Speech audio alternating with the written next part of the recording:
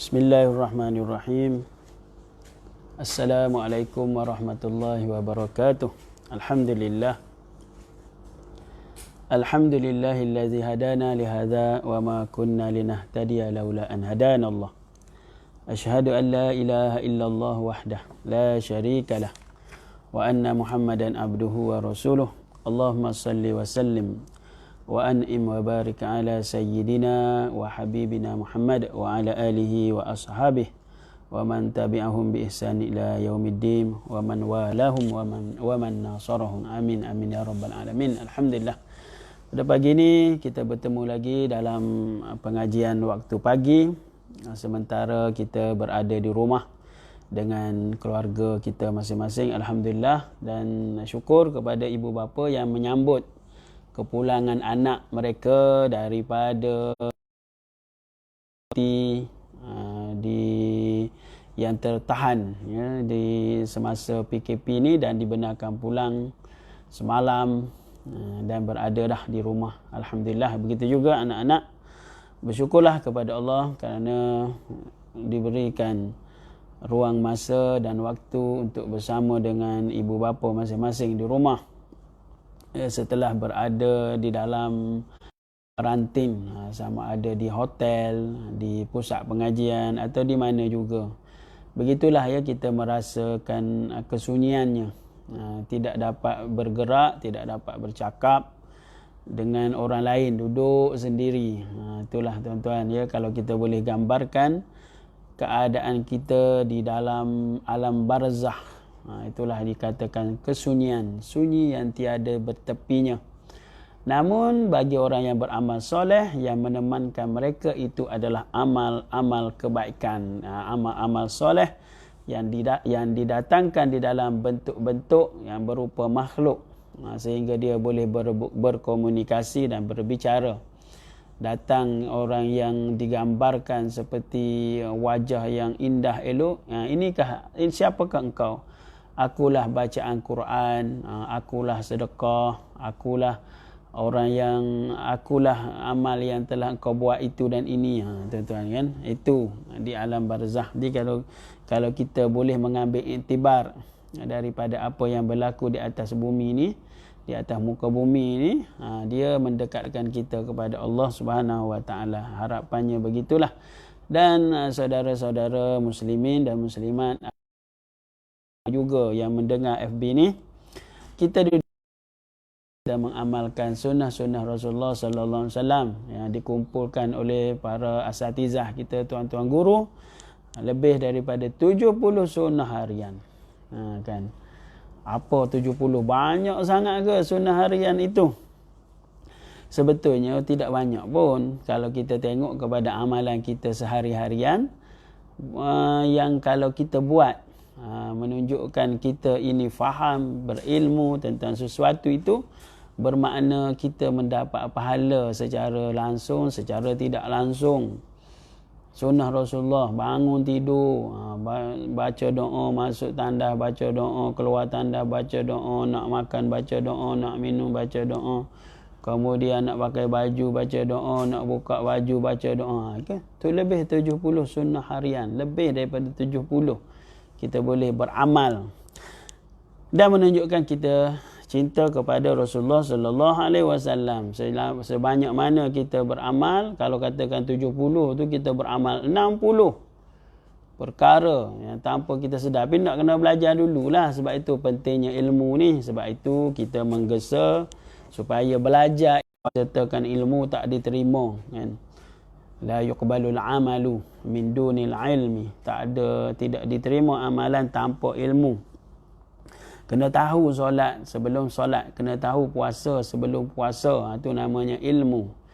Jadi kalau kita mencintai seorang, kita ikut dia. Kita cinta Nabi, kita ikut Nabi. Orang tu suka kepada orang ini, pemain bola lah, artis lah, itulah, inilah. Dia pun buatlah pesing rambutnya, pakai topi, baju, sebagainya.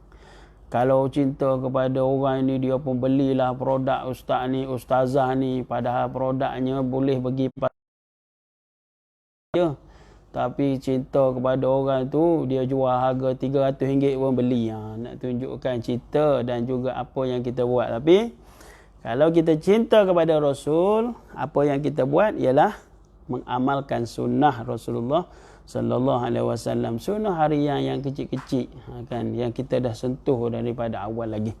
Pada pagi ni kita masuk lagi tajuk kita sambung berkenaan dengan hal ehwal lagi, berkenaan dengan hal kematian lagi.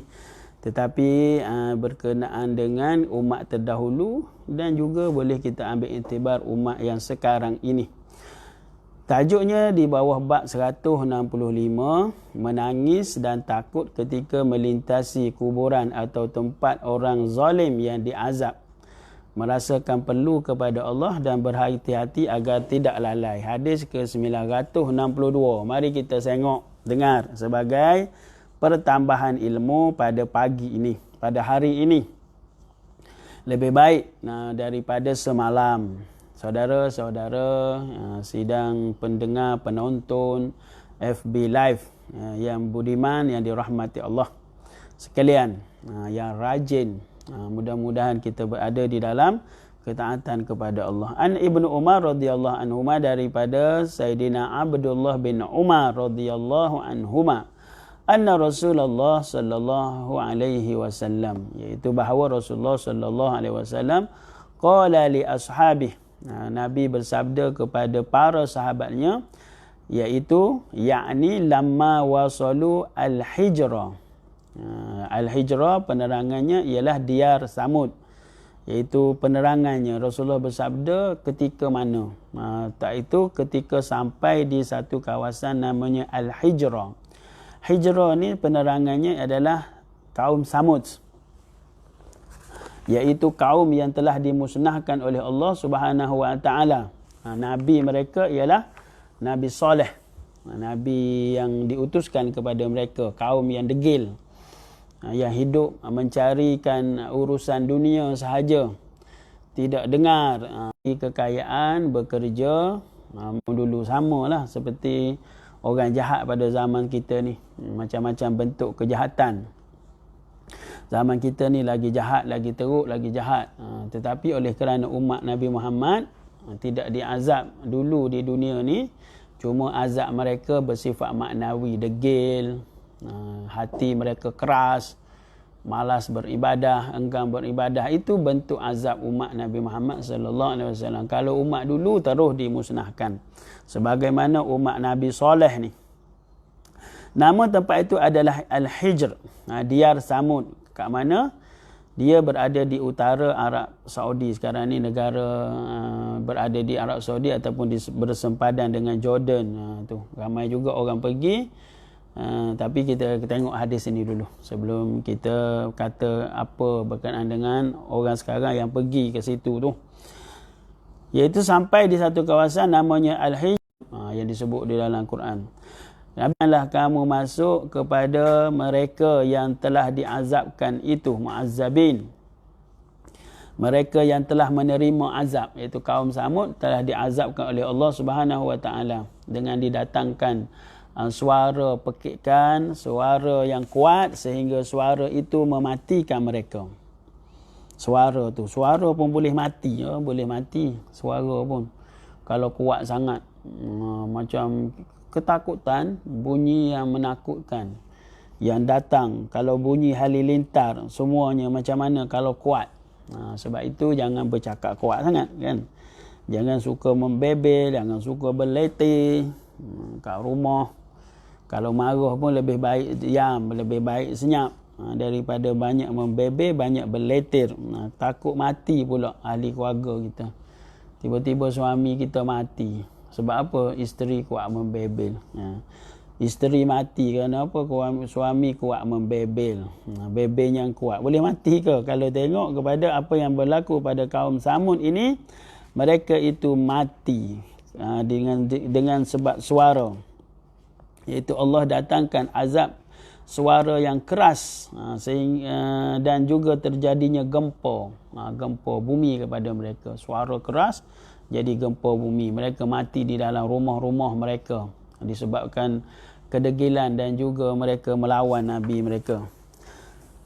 Di mana beradanya? Di kawasan Arab Saudi, di kawasan Tabuk, iaitu Rasulullah SAW diwahyukan. Walaupun Rasulullah ni bukanlah ahli geografi ataupun ahli kaji bumi sekarang ni, geologi apa semua tu, Rasulullah bukannya ahli itu secara khusus, tetapi Rasulullah menerima wahyu mana kawasan kaum ini.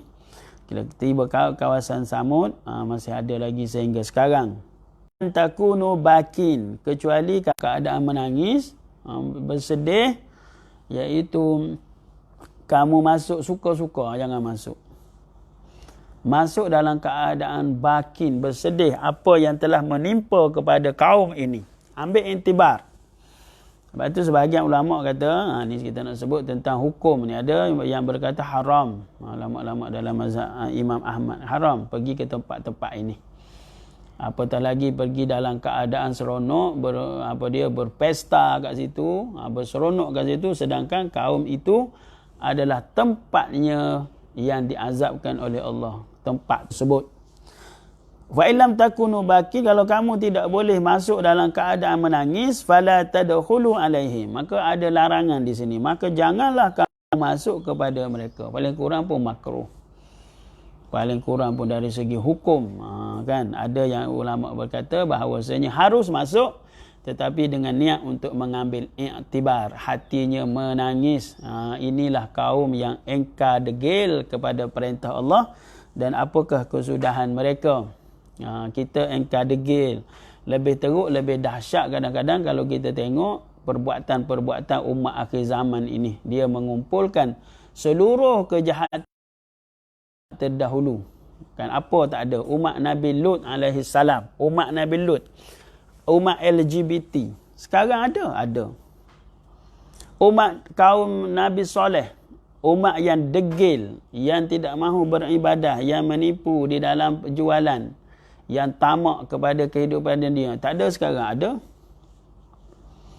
Umat Nabi Musa alaihi salam, umat degil, umat yang tak dengar kata Nabi, ada ke?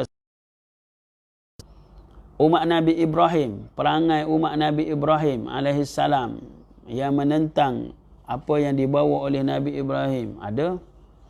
Iaitu umat Nabi ni bermakna yang Nabi itu seru. Gitu juga umat Nabi Muhammad, dia nama umat yang diseru, ummatud da'wah, iaitu umat yang kita kena seru dia. Nama umat Nabi Muhammad juga, umat akhir zaman juga, walaupun tidak beriman, tapi mereka itu diseru. Ada umat yang mustajab, yang sudah menjawab. Kita ni alhamdulillah, mudahan kita dinamakan umat yang sudah menjawab seruan Rasulullah sallallahu alaihi wasallam. Fala tadkhulu alaihim, jangan kamu masuk kepada mereka. La yusibukum ma asabahum, agar tidak menimpa kepada kamu apa yang telah menimpa mereka. Hadisun muttafaqun alaih, dia muttafaq alaih, supaya jangan menimpa mereka. Maksudnya apa menimpa? Azab Allah. Masuk kamu leka-leka, masuk kamu dalam berseronok, maka kamu ditimpa azab apa yang telah menimpa mereka. Kalaulah tidak ditimpa azab gempa bumi secara terus ataupun kemusnahan secara terus, maka azab yang maknawi akan menimpa kamu. Apa itu? Iaitu degil, angkuh, sombong. Itu azab maknawi, tuan-tuan. Itulah azab yang paling besar. Tidak terasa azab itu kecuali di hari akhirat nanti. Orang yang merasa senang, merasa seronok, sedangkan dia tidak beribadah ataupun dia tidak taat kepada Allah, itu sebenarnya dia berada di dalam azab Allah Subhanahu Wa Taala. Dijauhkan daripada Allah itu azab. Tidak senang berdoa itu azab. Tidak senang untuk beribadah itu azab. Tidak merasa apa-apa, tidak berpuasa itu azab. Jahil, tidak mahu belajar, itu azab. Itu azab yang bersifat maknawi. Kalaulah tidak ditimpa azab yang bersifat jasadi atau jismi atau fizikal, iaitu azab luaran, maka azab maknawi itu menimpa orang yang mengambil mudah kepada tempat-tempat tersebut ataupun mengambil mudah kepada larangan Rasulullah sallallahu alaihi wasallam. Maka syarat untuk masuk ke tempat itu hendaklah menangis. Kalau tidak boleh menangis air mata, jiwa itu menangis. Sekurangnya perkataan harus pergi itu ambil kerana nak mengambil i'tibar. nak mengambil pelajaran daripada kaum-kaum itu. Kita pergi ke laut mati. Ini tunjuk inilah umat Lut, umat kaum Nabi Lut, umat LGBT. Ada sekarang yang duduk semakinlah hari semakin subur kalau dibiarkan puak-puak ni kena diberikan hukuman kepada mereka kalau degil sangat, selain daripada konseling dah. Seru-seru dah tapi masih degil lagi, tak ada jalan lain, kena hukum lah. Sebab Nabi hukum, khulafak terdahulu pun hukum. Kerajaan-kerajaan Islam yang menghukum dengan hukum Islam pun hukum puak ni. Jangan kamu duduk dakwa hak asasi, ni menyusahkan orang. Hak asasi ni kalau tidak menyusahkan orang, tidak ada hak asasi kalau menyusahkan orang, baik bersifat maknawi ataupun jasadi, ataupun terus bersifat luaran ataupun sifat dalaman, menyusahkan orang. Jangan katalah ini seruan barat, seruan orang kafir. Ini apa, hak-hak individu. Hak individu tidak boleh jika sekiranya dia menceroboh ataupun menjejaskan hak orang ramai. Macam sekarang kita tengok di sebahagian tempat di Amerika, khususnya mereka berdemonstrasi, tidak mahu ada PKP, tidak mahu macam dikurung ataupun dikawal pergerakan atas alasan ini adalah kebebasan. Dia kata bebas. Betulkah kebebasan? Di dalam Islam, kebebasan individu tidak diberikan keutamaan jika sekiranya menjejaskan keseluruhan umat. Maslahatul ammah, maslahat muqaddamah ataupun didahulukan. Muqaddamah ala maslahatil khassah, didahulukan. Maslahat umum didahulukan ke atas maslahat yang khusus. Jika menjejaskan ramai orang, maka kebajikan ataupun maslahat yang individu tadi tidak boleh dijadikan alasan. Jadi mereka ni tidak beriman kepada perkara tersebut. Okey. Wa fi riwayah, berkata di dalam riwayah yang lain, qala Abdullah bin Umar kata, lamma marra Rasulullah sallallahu alaihi wasallam bil hijri, tak kala Rasulullah sallallahu alaihi wasallam melalui kawasan Hijri, qala la tadkhulu masakinil ladzina zalamu anfusahum. Nabi kata ataupun Nabi bersabda kepada sahabatnya, jangan kamu masuk ke tempat-tempat mereka yang telah menzalimi diri mereka. Maksudnya orang yang kufur kepada Allah, orang yang melanggar perintah Allah, dinamakan menzalimi diri mereka. Ataupun zalim yang paling dahsyat itu adalah orang yang syirik kepada Allah. Maka zalim melanggar perintah, ambil hak orang lain pun nama zalim juga. Maksudnya zalim ni bukan satu perkataan sajalah. Kita kata zalim, yang kita faham zalim ni bermaksud kalau pemerintah dia memerintah secara kuku besi, kita kata zalim lah. Itu betul lah, tapi satu makna je. Yang kau sendiri tak sembahyang tu pun zalim juga. Yang kau sendiri tu menyeru kepada LGBT tu pun zalim juga. Yang kau sendiri menyeru kepada murtad itu pun zalim juga. Bahkan lebih teruk lagi sebetulnya. Daripada zalim merampas hak orang. Contohnya lah, kalau contohnya menyeru kepada kefasikan itu, orang yang melahan daripada kita berkata benar pun zalim juga. Itu semua maksud zalim ni bukannya satu maksud saja. Dan dari segi bahasa zalim ni bermakna gelap, zulm, gelap, kegelapan. Lawan kepada kegelapan adalah cahaya. Syirik itu adalah zulm. Sementara akidah tauhid itu adalah nur, cahaya. Janganlah kamu masuk kepada kaum yang menzalimi diri mereka. Illa an yusibakum, bahawa akan menimpa kamu ma'asabahum, apa yang telah menimpa mereka. Illa an takunu bakin, kecuali kamu masuk dalam keadaan menangis. Sama seperti hadis tadi juga, lebih kurang bakin tu masuk dalam keadaan menangis. Air mata kamu takut, kemudian ambil iktibar hati kamu, jiwa kamu. Summa qanna'a Rasulullah, kemudian Rasulullah sallallahu alaihi wasallam pun menutup kepalanya, ra'sah sallallahu alaihi wasallam, wa asra'a as-sair, dan Nabi sallallahu alaihi wasallam memperlajukan perjalanan ataupun memperlajukan kenderaannya hatta ajazal wadi, sehingga melepasi kawasan tersebut, lembah itu, sehingga melepasi lembah tersebut. Inilah tuan-tuan, tengok kepada apa yang Rasulullah sallallahu alaihi wasallam berikan kepada kita dari segi petunjuk bagaimana berurusan dengan orang kaum yang fasik ni, kerana kaum-kaum yang zalim ini. Yang pertama, jangan pergi tempat mereka walaupun itu adalah kesan bekas mereka. Bekas dah lama dah. Maksudnya jangan pergi untuk bersama dengan orang fasik. Ambil iktibar sekarang ini. Jangan kamu bersekongkol dengan orang fasik, orang yang melawan perintah Allah, orang yang tidak beriman kepada Allah. Kalau sekadar tidak beriman, diam-diam saja mereka, itu tak mengapa. Jadi seperti umat kaum dahulu, dia bukan sekadar diam, dia membunuh Nabi mereka. Macam umat Nabi Soleh, kan, dia membunuh unta yang Nabi Soleh kata jangan bunuh. Kan, mereka bunuh setelah melanggar peraturan ataupun larangan Nabi mereka. Itu kaum fasik yang sudah tidak ada. Bekas mereka pun kalau boleh jangan kamu pergi tengok. Kecuali kamu pergi tengok itu adalah untuk mengambil iktibar. Kamu menangis tentang apa yang mereka lakukan. Ini kita tidak menjadikan orang fasik itu sebagai sekutu, teman. Teruk ke tak teruk?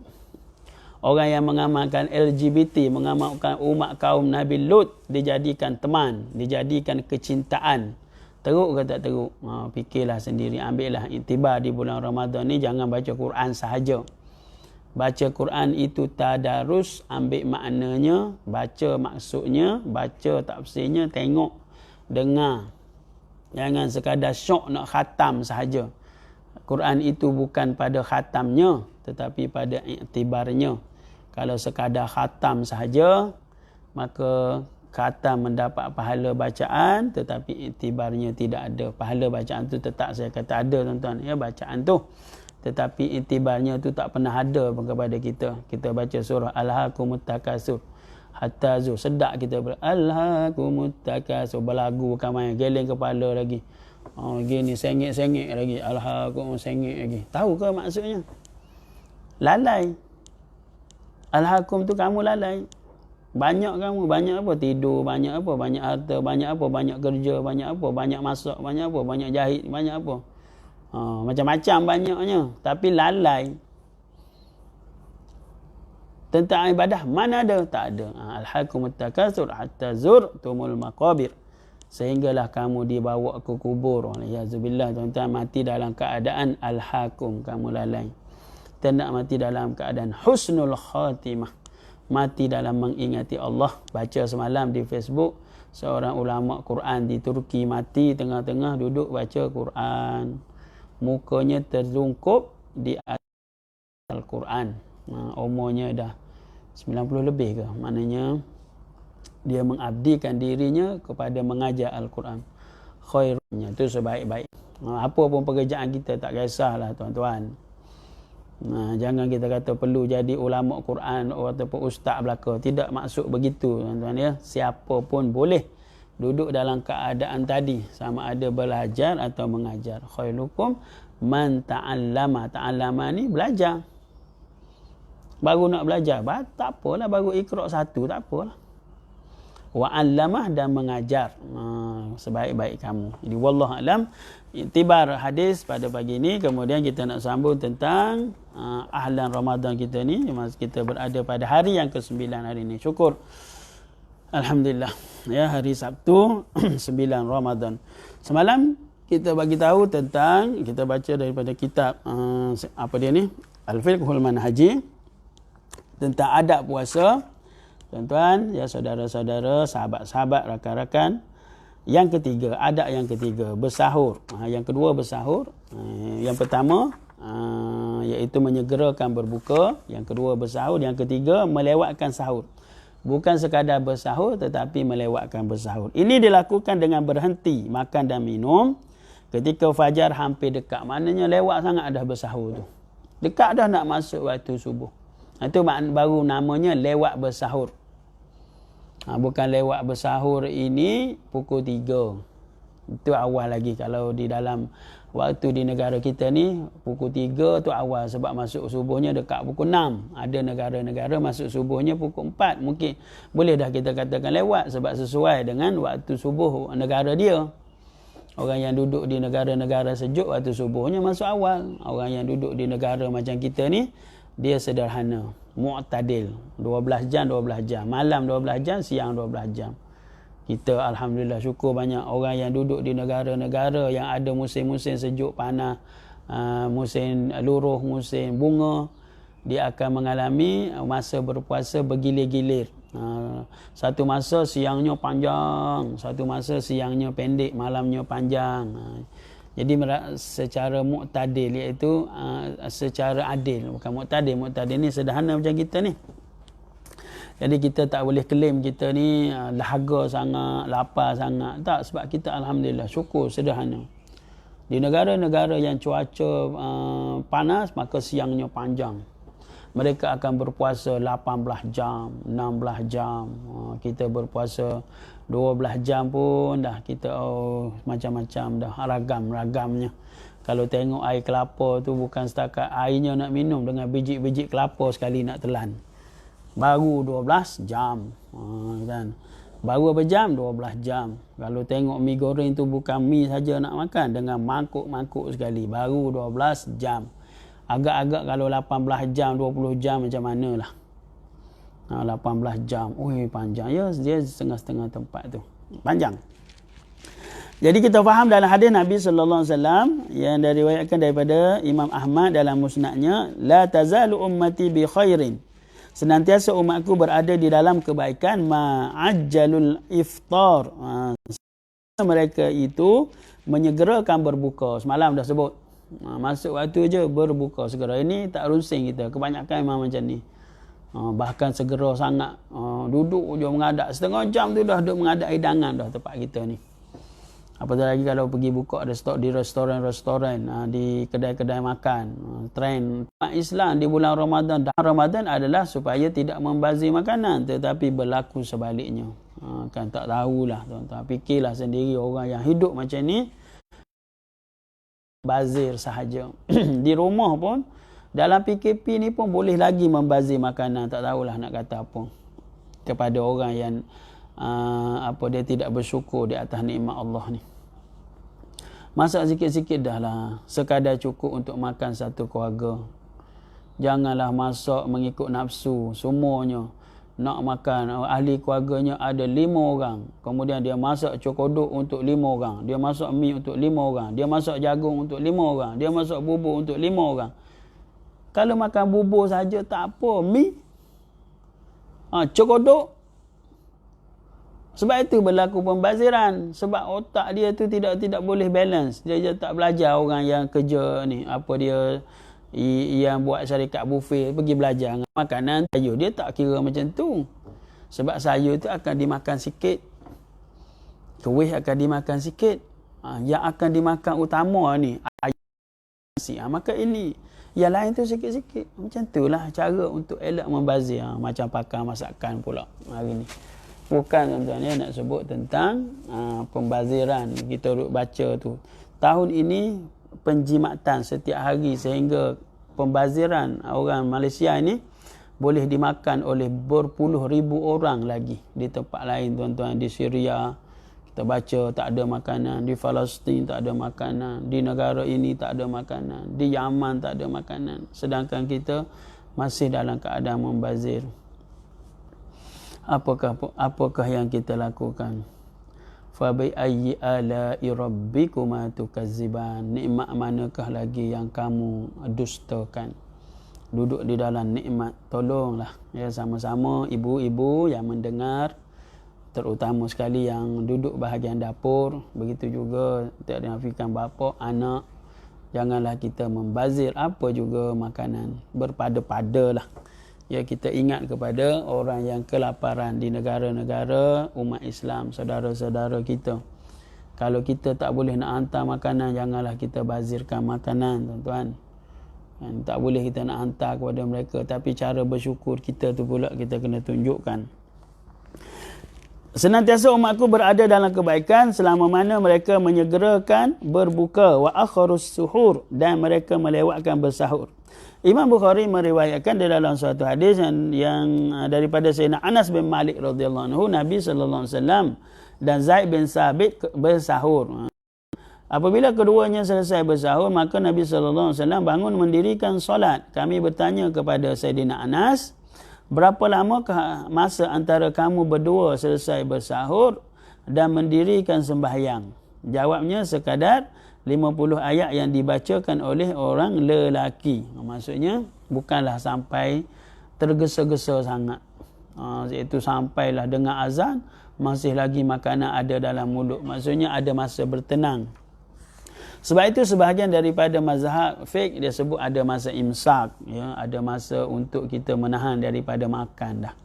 Iaitulah sekadar 50. Kata tak ada masa imsak, sebab Nabi tak bagi tahu pun imsak. Soalnya di sini ada ke tak ada ialah jangan sampai kita bersahur sehingga masuk pada waktu.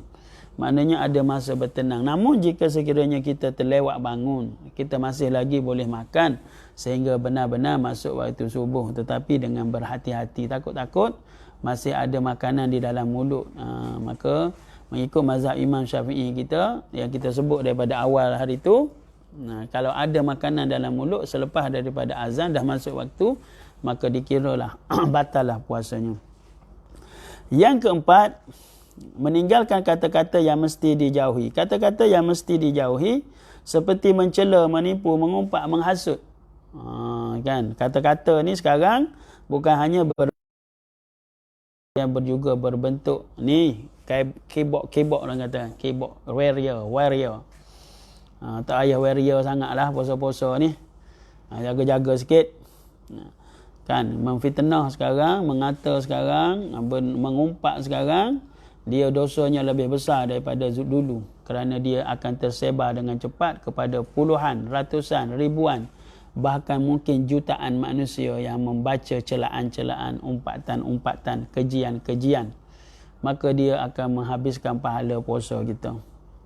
Dan Allah kata apa? Nabi kata apa? Dalam satu hadis yang diriwayatkan daripada Imam Bukhari bahawa Rasulullah sallallahu alaihi wasallam bersabda, "Man lam yada' qaula zur", siapa yang tidak meninggalkan perkataan yang kotor, kata-kata, huruf-huruf tulisan, wal amalih, dan beramal dengannya, iaitu beramal dengan perbuatan-perbuatan kotor. Beramal maksudnya mencuri masih lagi, ataupun masih lagi mengambil hak orang, makan harta anak. Itu semua termasuk perkara-perkara yang kotor, dusta, keji. Wal amal, bukan kata saja, amalan. Puasa-puasa tapi makan harta orang. Orang bagi amanah, suruh sampaikan beras ni kepada penghuni-penghuni. Dia sorok kat rumah dia makan seorang saja. Buka puasa katanya. Buka puasa apa benda macam tu? Habis dah. Tak dikira dah. Orang itu hanya puasa dari segi sifat zahir je puasanya, tak makan. Tapi dari segi sifat batin tak ada. Sebab orang ini tidak amanah. Makan harta orang. Orang suruh sampaikan derma, tak sampai derma tu.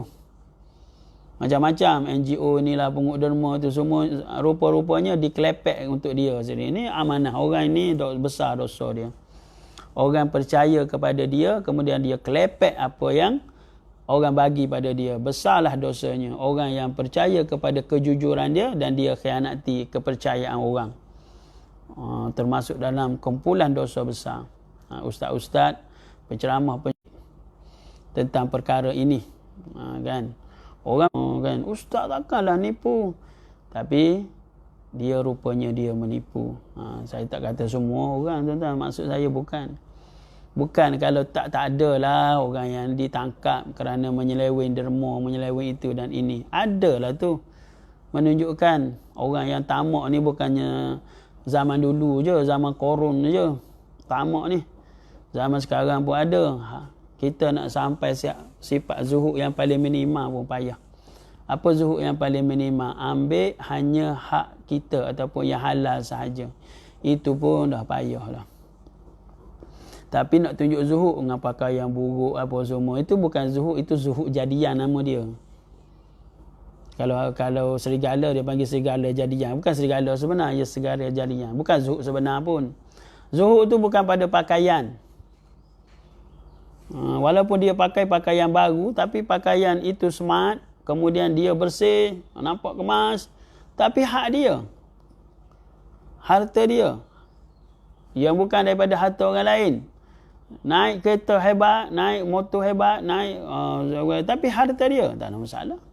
Dia tak terkeluar daripada zuhud yang paling minimal lagi. Naik kereta bagaikan nak runtuh. Naik motor sekali start tu satu kampung dengar. Macam serombong kapal. Zuhud lah kononnya. Naik basikal klokek. Apa dia tayar pun, apa dia bergoyang. Kononnya zuhud. Tapi harta anak yatim ditibainya. Harta orang miskin ditibainya. Derma diselewenya. Tak zuhud juga tuan-tuan. Tak zuhud. Itu kata nama zuhud jadian tu. Sebab tu orang suka tengok, oh ni zuhud. Zuhud jadian. Zuhud sebenar faham. Iaitu tidak ambil kecuali hak dia yang halal sahaja. Ketahuilah bahawa mencela, menipu, mengumpat, menghasut dan seumpamanya merupakan perkara yang sememangnya diharamkan. Kita tak hurai benda ni dengan banyak pada kajian puasa ni. Tapi kena faham, mencela, berkata kotor, menipu, mengumpat, itu merupakan dosa besar yang sememangnya diharamkan. Namun, perkara baharu dalam masalah ini bagi orang yang berpuasa. Ni kita nak kait dengan puasa. Selain daripada dianya dosa besar, haram, dia menghapuskan pahala puasa. Walaupun hukum puasanya adalah sah dari segi fiqh. Macam orang semayang baju curi sah. Dari segi fiqh, dalam mazhab Imam Syafi'i kita sah, dia kata. Dalam mazhab yang lain, ada yang mengatakan tak sah. Kan?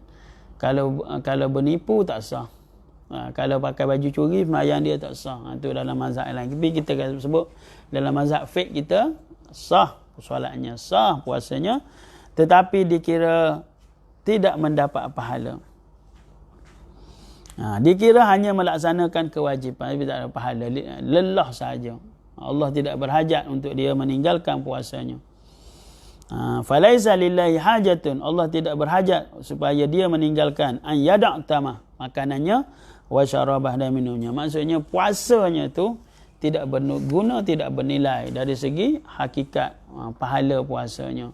Jadi wallahu a'lam bisawab, ini adalah perkara-perkara yang dianggap sebagai adab dan sunat-sunat di dalam melakukan ibadah puasa, iaitu meninggalkan perkara yang mesti jauhi. Kadang-kadang adab-adab inilah namanya ruh ibadah.